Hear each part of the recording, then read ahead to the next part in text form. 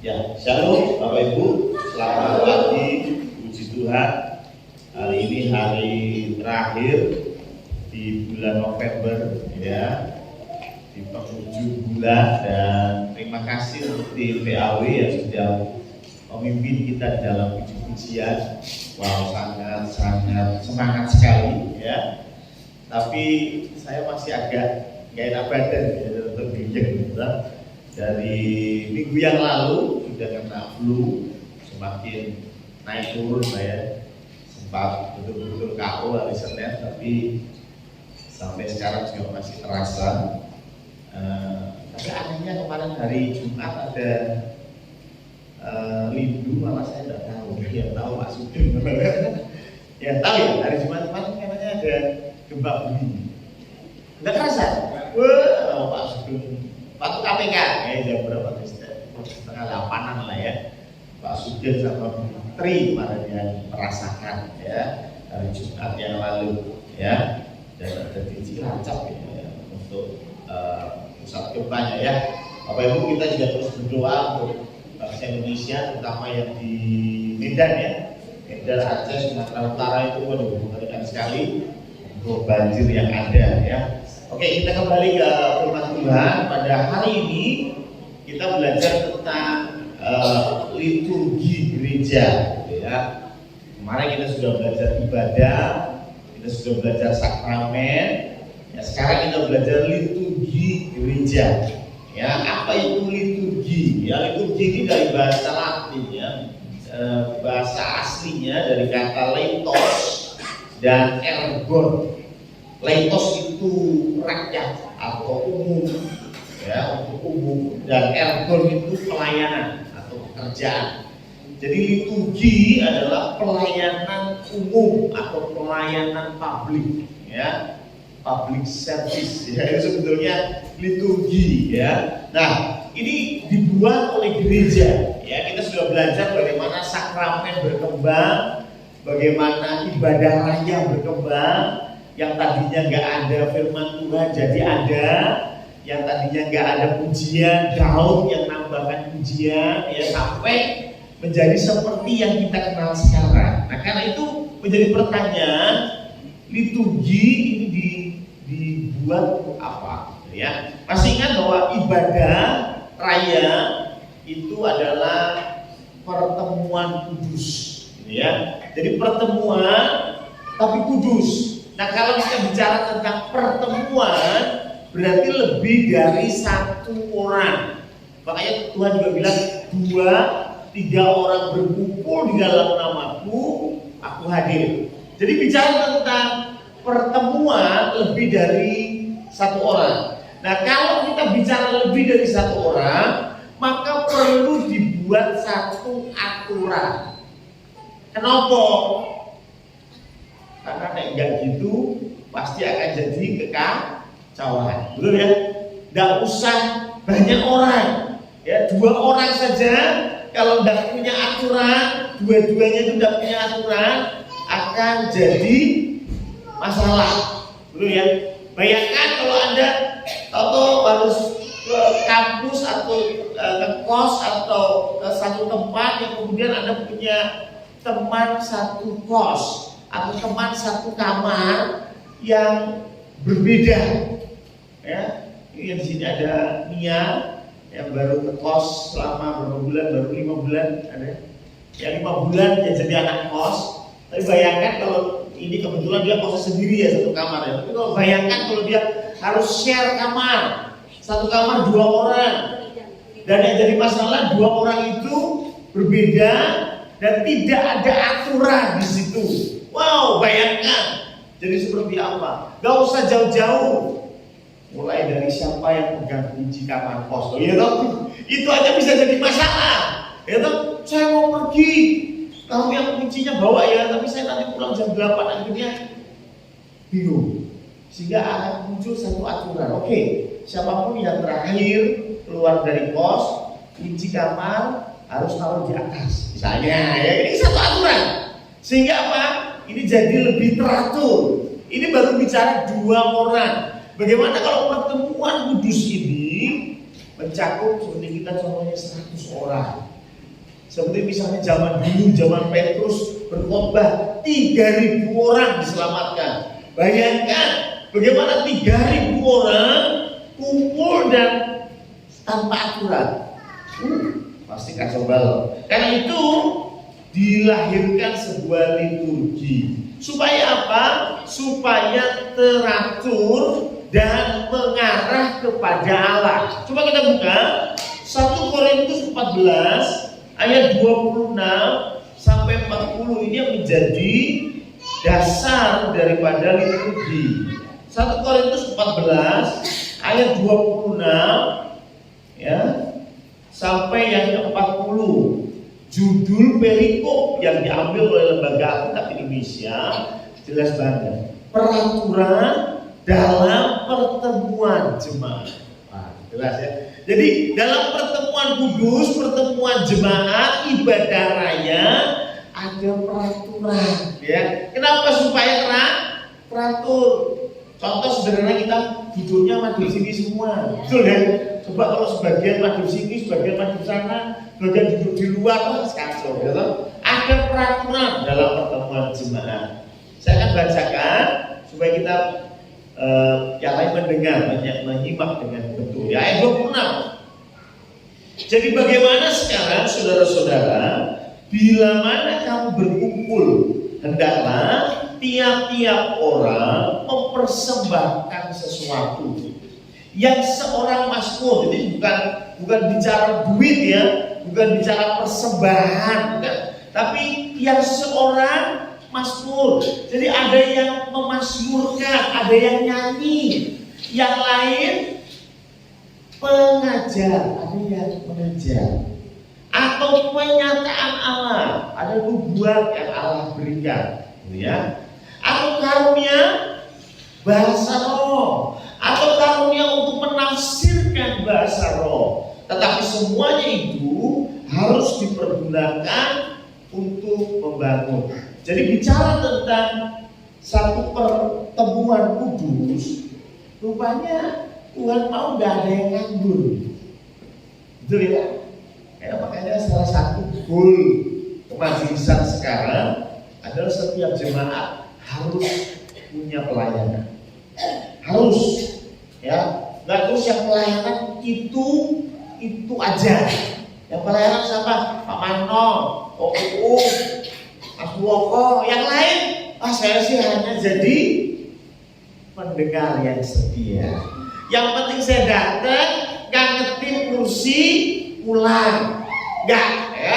Kita harus kembali kepada apa yang menjadi goal bagi Paulus dalam pertemuan jemaat. Jadi ada yang bermazmur, ada yang pengajar, ada yang menyatakan penyataan Allah, ada yang memberikan karunia bahasa roh. Artinya semua orang terlibat di dalam pelayanan. Ya memang zaman itu tidak ada doa syafaat, ya, membaca pengumuman orang-orang tulis itu, karena memang belum ada. Tetapi zaman sekarang itu termasuk menerima tamu, betul ya? Tuhan Pak Pri menerima tamu, saya pernah lihat Pak Pri juga persembahan, contohnya ya. Tapi saya juga melihat ada beberapa jemaat yang belum terlibat di dalam pelayanan. Ayo terlibat, nggak harus tiap minggu. Ada tiap minggu Pak Tri persembahan, apa persembahan?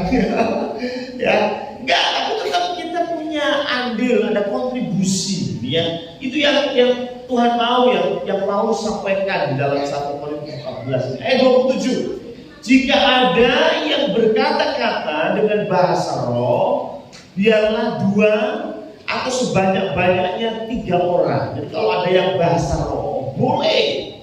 Tapi 2 atau sebanyak-banyaknya 3 orang. Dan yang menarik, seorang demi seorang.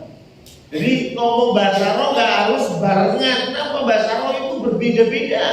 Yang satu begini, yang satu begitu. Gak kayak nyanyi. Nyanyi itu kan barengan. Engkau ada, Yesus setia. Semua ngomong setia. Semua setia ya loh. Apalagi ada tulisannya, liriknya. Kita semua kompak ngomongnya. Coba bayangin yang satu nyanyi kembalinya besar, yang satu nyanyi kasih Yesus indah, terus nyanyinya bareng. Enak didengar ya? Ya enak. Begitu juga bahasa roh. Yang satu ngomong bahasa roh, satu ngomong bahasa roh, ngomongnya bareng. Paulus bilang, jangan. Boleh ada bahasa roh, 2, 3 maksimal, tapi seorang demi seorang. Dan yang menarik, harus ditunjukkan. Ya moga-moga ada orang lain yang menafsirkan ya. Harus ada yang menafsirkan. Kenapa? Lah kalau ngomong bahasa Arab nggak ada yang menafsirkan, apa ngerti kita? Ngerti nggak? Nggak ngerti. Maka dari itu ibadah liturgi harus dimengerti. Itu penting. Mengapa kita doa bahasa Indonesia? Halo, ya, sepupu kita kalau doa nggak bahasa Indonesia loh. Enggak, ya, kita kok ngomong doanya bahasa Indonesia kenapa? Supaya dimengerti. Lah kalau kita pertemuan bareng-bareng, terus orang sih ngomong bahasa roh, nggak ada yang menafsirkan, ada yang ngerti? Nggak ada. Bahkan yang ngomong pun nggak tahu. Itu apa gunanya? Itu kalau inti poinnya begitu. Nah kalau saya tarik ini di dalam konteks 2025, ya dalam liturgi kita harus semua mengerti. Kalau gerejanya adalah GKJ, semua orang bisanya bahasa Jawa, pakai khotbahnya bahasa Jawa. Lalu GKJ itu ada sesi, ya sekarang sudah mulai sedikit, tapi dulu GKJ itu kalau khotbah bahasa Jawa. Loh kenapa? Ya karena yang datang mayoritas orang Jawa dan mereka lebih paham bahasa Jawa. Ya kalau nanti ada orang Medan datang gimana Pak Pendeta? Ya orang Medan dan yang kesasar. Ya orang Medan itu maksudnya di GKJ gitu. Ya orang paham ya dimaklumi ya. Tapi maksudnya liturgi harus dipahami, harus dimengerti. Makanya saya pernah bilang lagu yang kita nyanyikan itu juga penting kita mengerti. Oke, zaman sekarang karena Pak Pendeta di gereja itu lagunya bahasa Inggris. Keren, bahasa Inggris internasional. 2025 orang iso bahasa Inggris itu boleh. Masalahnya, apakah semua jemaat mengerti? Itu enggak? Nah kalau ada yang ngerti gimana Pak Pendeta? Terus dikasih terjemahan. I love you Jesus, misalnya tulis aku cinta kau Yesus. Ya kan? Ini kan konsepnya sama seperti bahasa roh.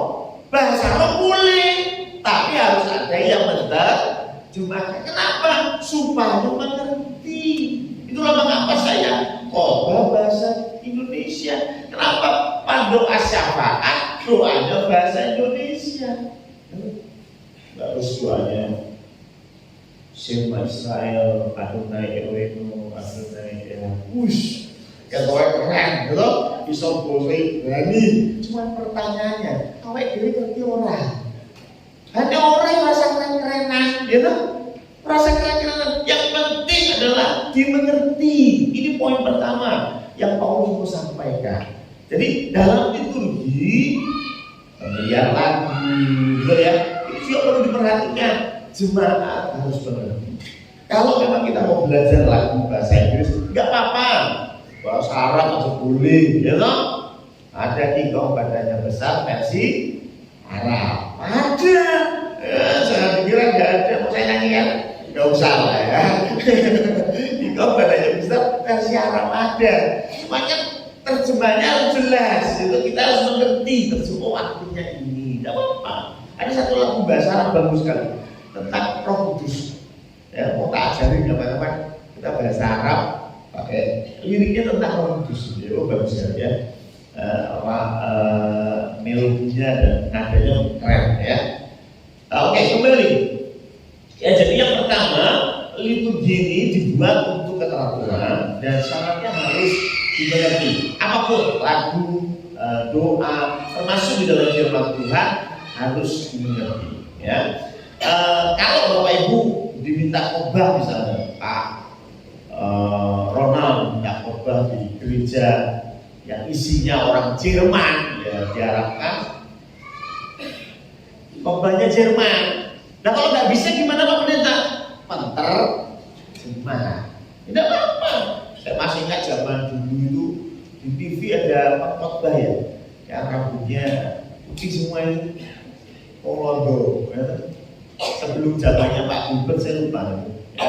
Itu kalau khotbah, ya, kalau Anda mau didoakan, sentuh layar TV-mu. Wah ya, ketrum. Zaman dulu masih TV tabung.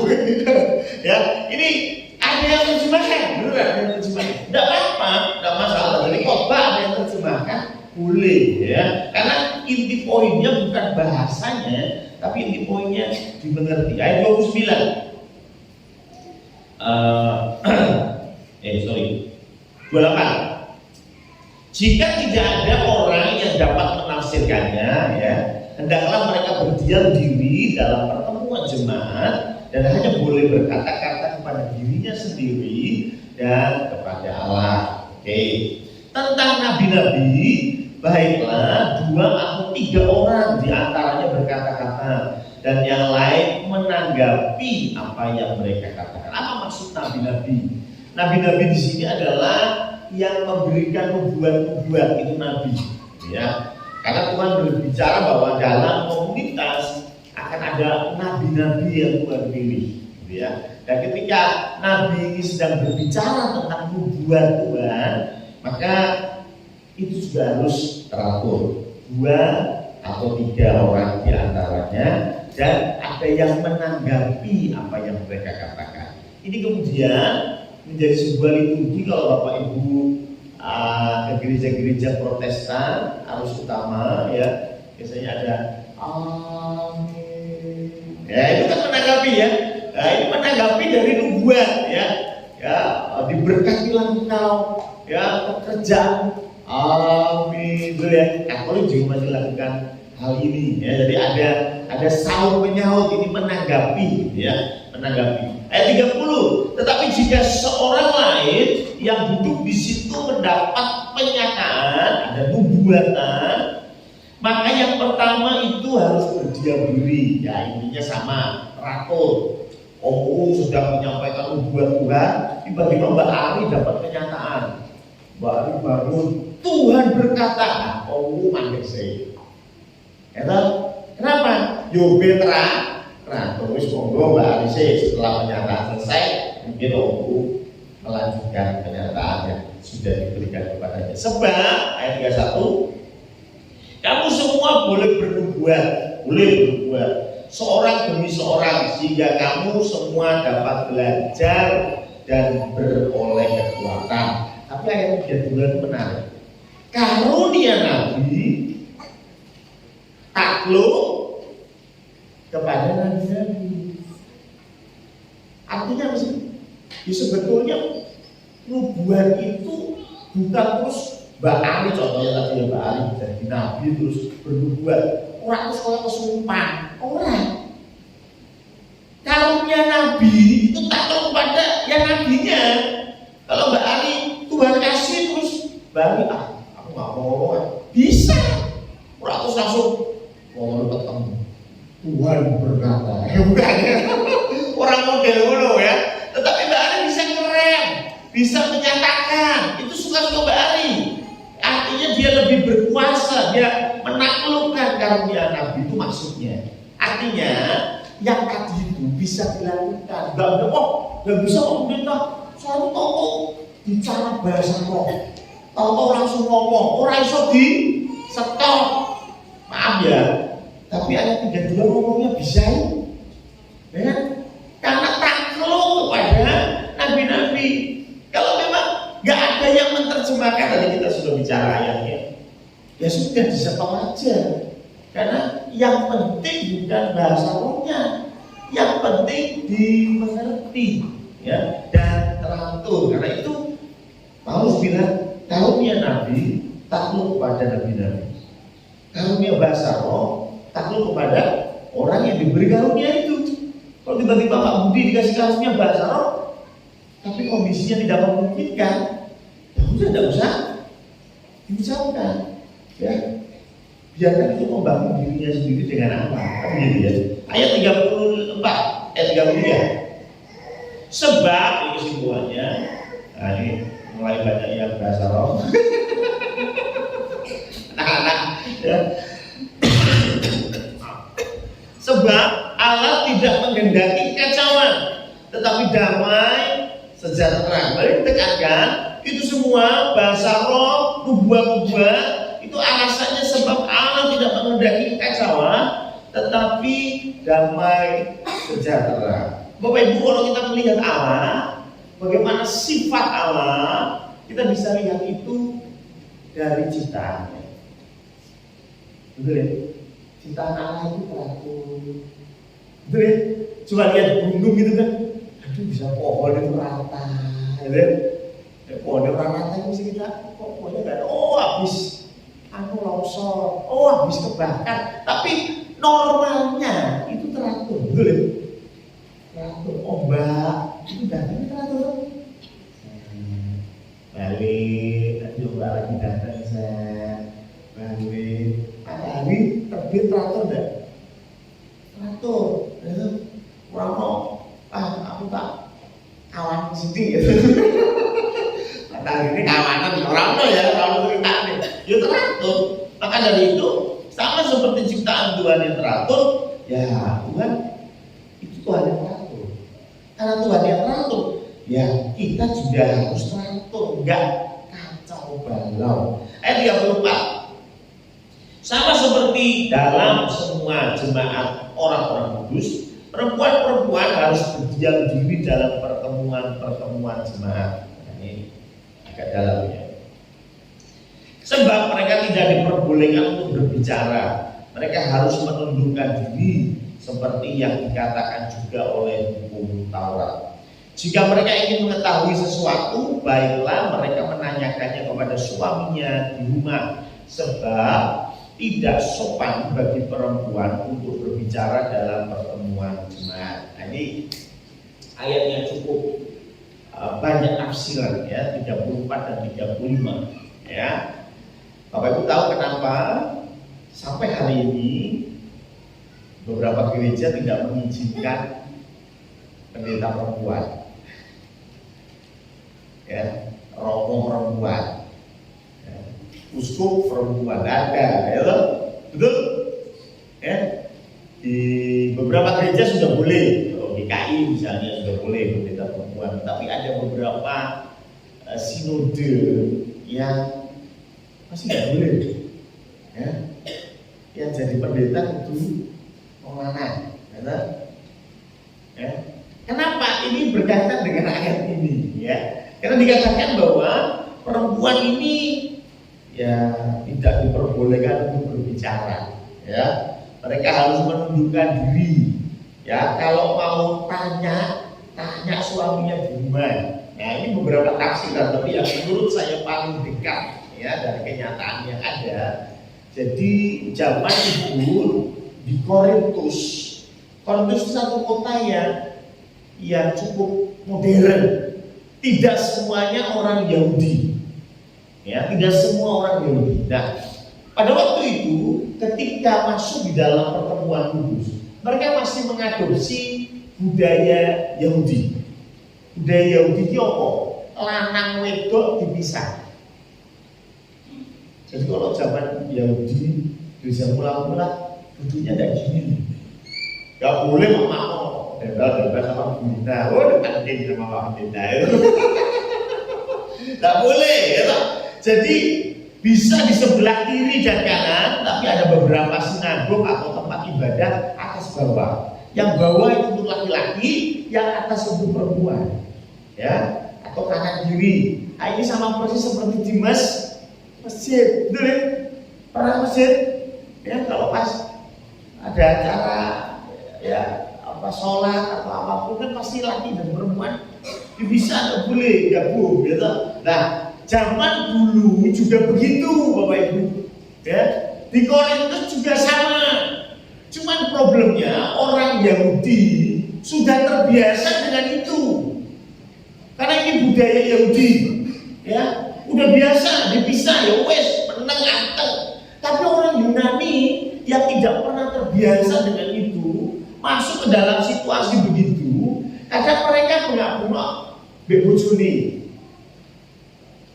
Ya, jadi bayangin Pak Marmo di sini, Bu Lina di belakang. Bu Lina ada yang nggak ngerti, dia mau tanya suaminya di sini, Bu Lina di belakang. Apa yang dilakukan? Bengok. Ya, yang maksudnya apa ya? Sehingga kondisi pertemuan kudus ini jadi berantakan, gitu ya. Tidak lagi teratur. Maka dari itu kalau mau tanya di rumah. Karena kalau sudah di rumah itu kan sudah dekat sebelah, bobok yuk bareng gitu, sehingga bisa tanya. Tapi di gereja tidak bisa karena jauh. Gitu. Kadang-kadang aja sebelah aja kalau nanya belum tentu loh tidak mengganggu yang lain. Ya kadang-kadang ya yang belakang konsentrasi terus dia tanya sama dia sana dia ya orang takon firman Tuhan takon sarapan apa bari. Nah itu Bu Brenda yang di sebelahnya juga mungkin terganggu. Sarapan apa ya? Ya apalagi kalau dulunya berjauhan gitu ya. Dan kebudayaan orang Yunani itu lebih maju bisa dibilang ya. Maksudnya gini, Yahudi itu perempuan itu maaf kelas 2 ya, kelas 2. Kenapa? Perempuan itu tidak boleh punya rumah, tidak boleh punya harta. Makanya saya pernah bilang kalau perempuan itu jadi janda selesai sudah. Nah, suaminya kaya kan bisa dipakai. Enggak, zaman dulu Yahudi loh ya. Kalau suaminya meninggal, maka harta suami itu milik saudara-saudara suami. Perempuan tidak punya hak. Sama ya. Zaman itu loh ya. Tapi Yunani berbeda. Yunani adalah negara atau kerajaan yang sudah kaya dengan filsafat. Ya, sering bilang dengan filsafat Yunani. Kaya dengan ilmu pengetahuan. Makanya ilmu-ilmu pengetahuan zaman sekarang itu ya logi itu semua bahasa Yunani ya. Psikologi, antropologi, biologi itu semua bahasa Yunani. Anda tahu Pythagoras? Oh Pythagoras ya? Orang mana itu? A. Orang Sobro. B. Orang Yerusalem. C. Orang Yunani. Ya toh? Ya, Yunani. Ada yang tahu istilah Eureka? Nah itu siapa ya Pak Jokowi? Aristoteles ya. Ya, ketika dia disuruh menimbang emas. Di Raja Yunani itu bikin emas mahkotanya. Cuma masalahnya ketika emas itu jadi mahkotanya emas itu jadi, si rajanya bilang nih, saya ingin menguji ini emas betulan atau ada campurannya. Jangan-jangan dalamnya besi, luarnya emas. Tapi nggak boleh dipotong, nggak boleh dilebur, nggak boleh dirusak. Dan dulu Aristoteles, coba kamu buktikan ini mahkota emas asli 24 karat atau di dalamnya ada campuran tanpa merusaknya. Tinggi saja. Benar. Ada yang tahu misalnya kan? Tidak tahu. Maka Aristoteles itu bingung ya. Orang tuh diketok, diketok kan jelas ya. Ketok di dalam sini ya. Cuma kan rusak. Apa rusak? Gitu? Gimana sekarang? Suatu kali dia masuk ke pemandian umum. Orang Yunani itu punya pemandian umum. Ketika dia masuk ke pemandian umum, itu kolamnya penuh. Dia masuk, kolamnya luber, dan lubernya air itu sama banyaknya dengan badan dia yang masuk, betul nggak? Ya toh, kalau kita masuk ke air kan semakin dalam ya airnya luber semakin banyak, ya toh. Wah, Berarti dari situ dia bisa menghitung volume. Dan kalau ditimbang, dia bisa menghitung massa. Beratnya berapa kilo. Dari situ dia bisa menghitung massa jenis. Apakah sama dengan emas asli? Dia tinggal bandingkan. Oh, emas asli kalau beratnya 1 kilo, volumenya sekian.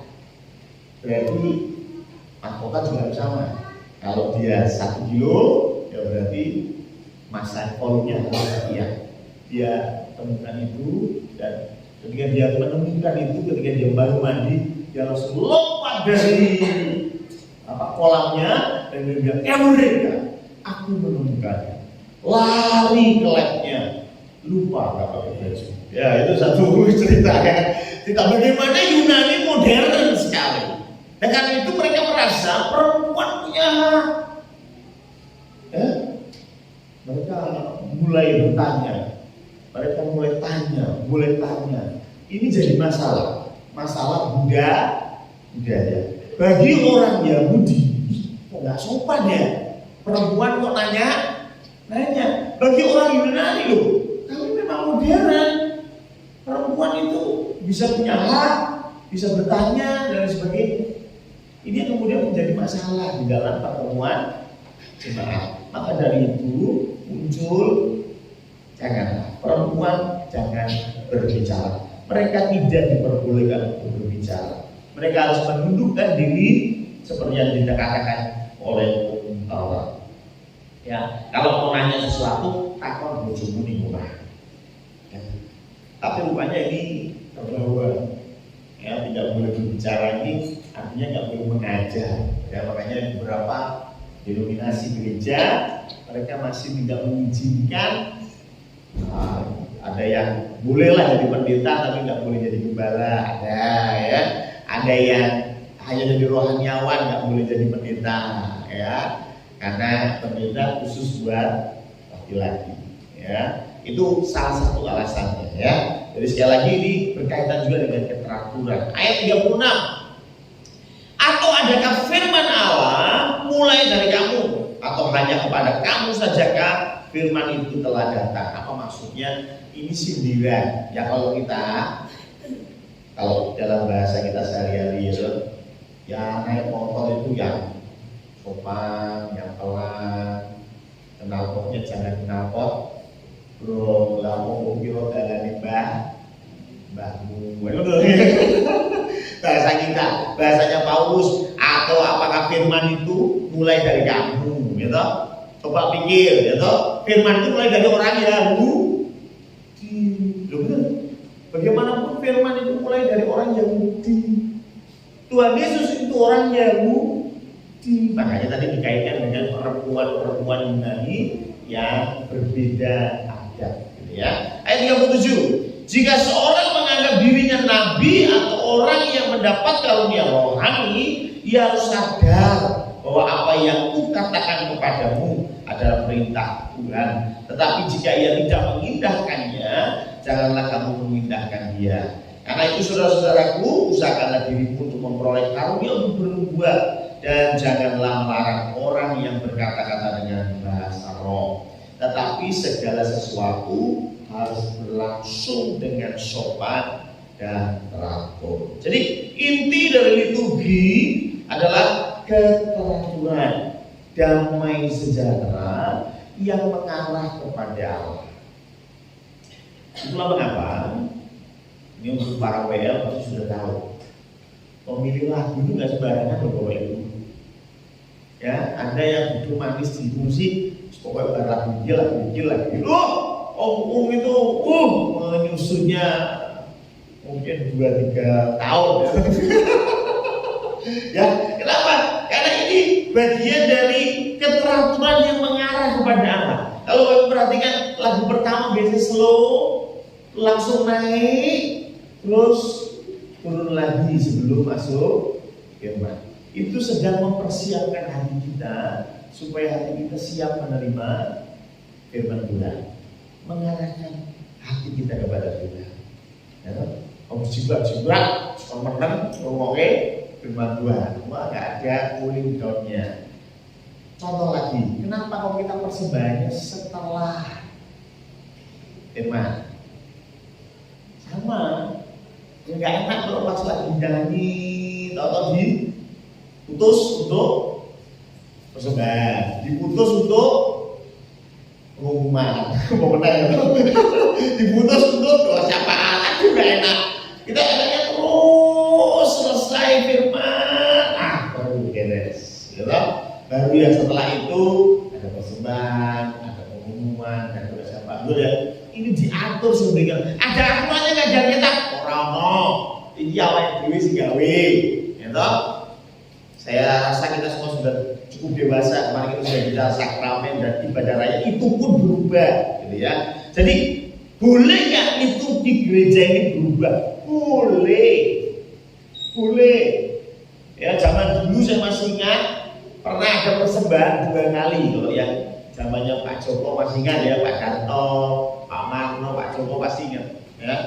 Jadi sebelum firman ada persembahan. Itu habis firman ada persembahan kedua, gitu ya. Sekarang kita pakai 2 kantong sekaligus muter, gitu ya. Nah, ini bisa dirubah boleh, gitu. Selama itu tadi teratur dan kita konsentrasikan ini mengarah kepada Allah supaya menjadi satu kesatuan. Ya, ini yang pertama. Jadi liturgi atau pelayanan publik di dalam pertemuan kudus itu harus teratur dan mengarah kepada Allah. Yang kedua, ini harus mengandung makna teologis atau harus ada kaitan dengan firman Tuhan. Gitu ya. Kalau cuma teratur tok, WO aja kalau bikin apa teratur ya Pak.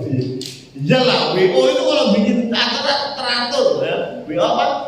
Wedding organizer ya, atau EO, event ya. Event organizer. Kayak itu teratur semuanya. Jam 7 mulai 7.15 ya itu rundown-nya pasti ada. Loh, kita juga ada rundown-nya. Ya, kalau masih ingat kalau acara-acara spesial itu biasanya kita dikasih rundown. Ya, dan saya terpacu dengan rundown itu juga. Khotbah 30 menit gitu.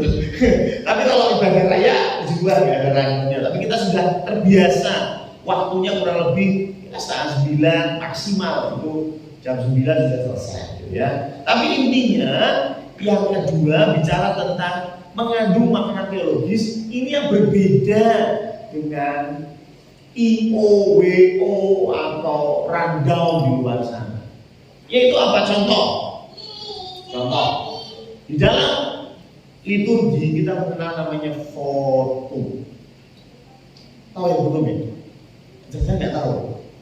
Kan alam dulu, itu namanya foto. Ya.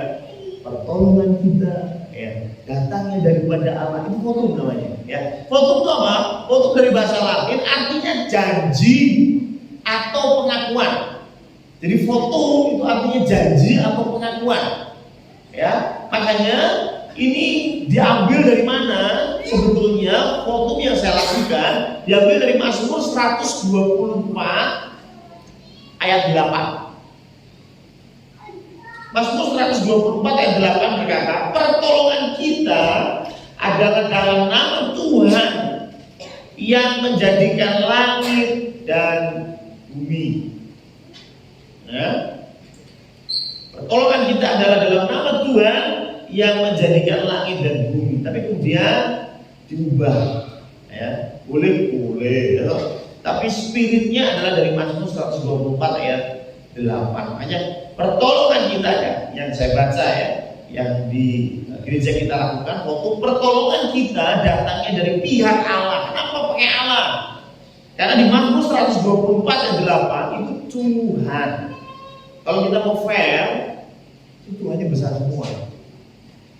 Do you know the meaning of Tuhannya besar semua?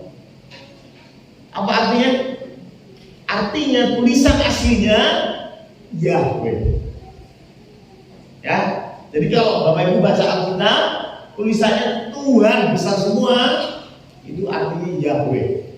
Jadi kalau mau aslinya pertolongan kita adalah dalam nama Yahweh. Makanya Karena kita sekarang sudah mengadopsi kata Allah, kita masukkan Allah di dalam foto. Ya, pertolongan kita datangnya dari pihak Allah. Allah yang mana nih? Supaya jelas, Allah yang menciptakan langit dan bumi dengan segala isinya. Jelas, ya tahu? Karena di dalam konsep Mazmur juga sama. Ditulisnya memang Yahweh. Tapi ya apa-apa kita bahas lah. Tapi Yahweh ini pun ya sebetulnya tidak terlepas dari pemujaan nama-nama dewa zaman itu. Ya. Nama-nama dewa zaman itu, sehingga kemudian diaplikasikan di dalam tulisan Perjanjian Lama dan jadi nama Yahweh khusus orang Yahudi. Ya. Tapi Yahweh ini kemudian dijadikan yang menjadikan langit dan bumi. Kalau udah menjadikan langit dan bumi, udah clear. Sudah clear. Ya. Contohnya misalnya ini saya punya teman namanya Joko kan, Joko Sidi, ya Pak.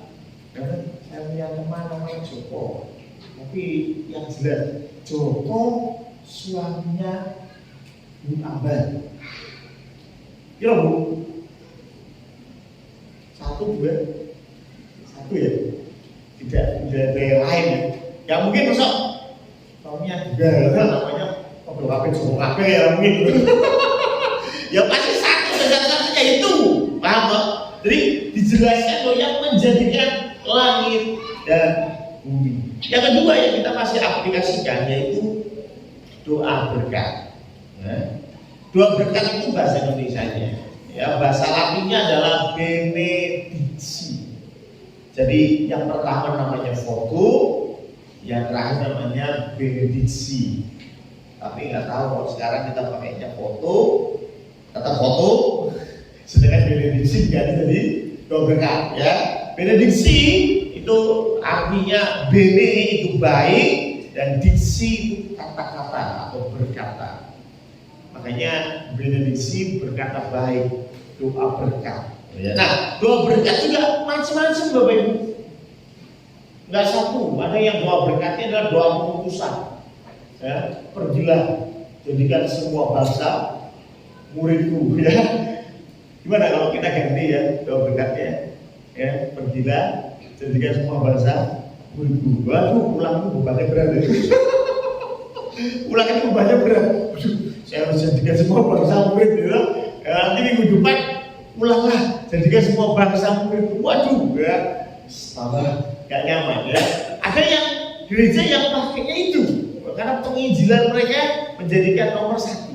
Ya. Ada juga yang pakai berkat apostolik, itu dari 2 Korintus 13 ayat 14. Ya, 2 Korintus 13 ayat 14 berkata, kasih karunia Tuhan Yesus Kristus dan kasih Allah dan persekutuan Roh Kudus menyertai kamu sekalian. Ini berbicara tentang Trinitas. Ya, ini berkat apostolik atau berkat rasul ya. Kasih karunia Tuhan Yesus, ya, kasih Allah dan persekutuan Roh Kudus. Jadi ini bicara tentang Trinitas. Nah, yang saya ucapkan itu berkat harum.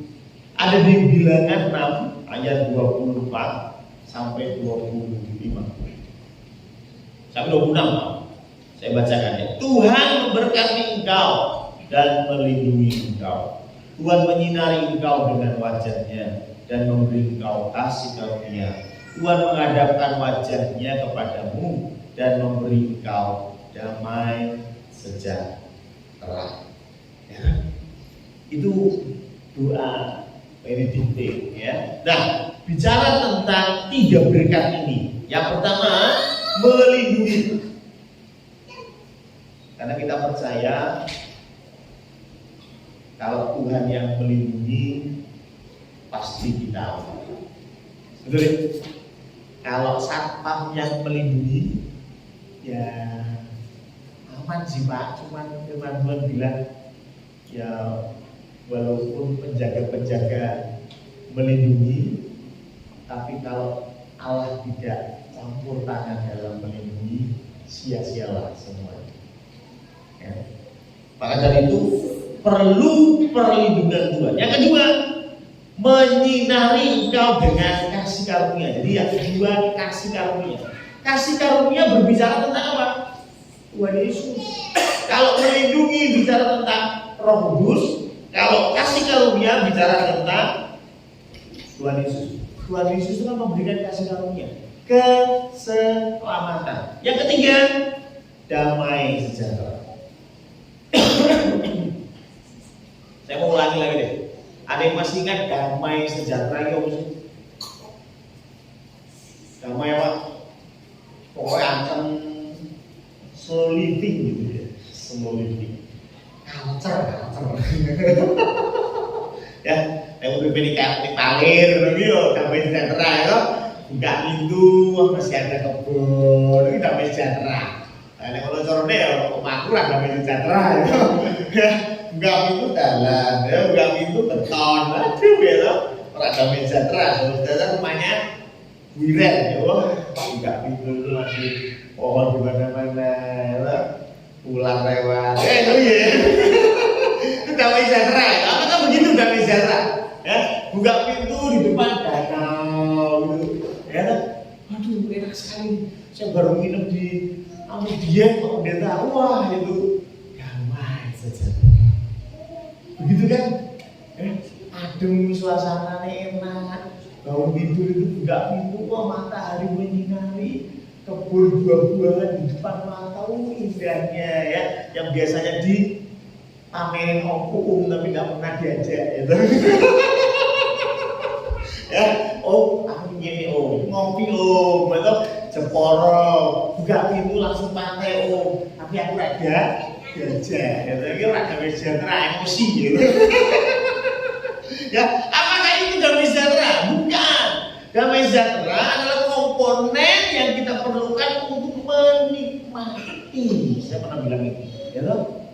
Anda punya nasi hangat, tempe, sambal korek, plus damai sejahtera.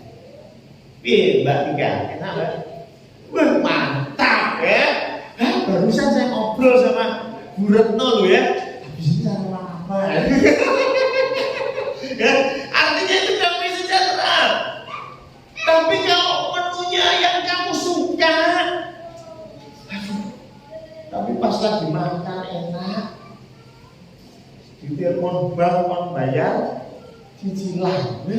Iya, damai sejahtera nih, jono mau hilang. Setik Wahyu A5, gitu. Wahyu A5, gitu. Beda tipis sama kertas A4, ya.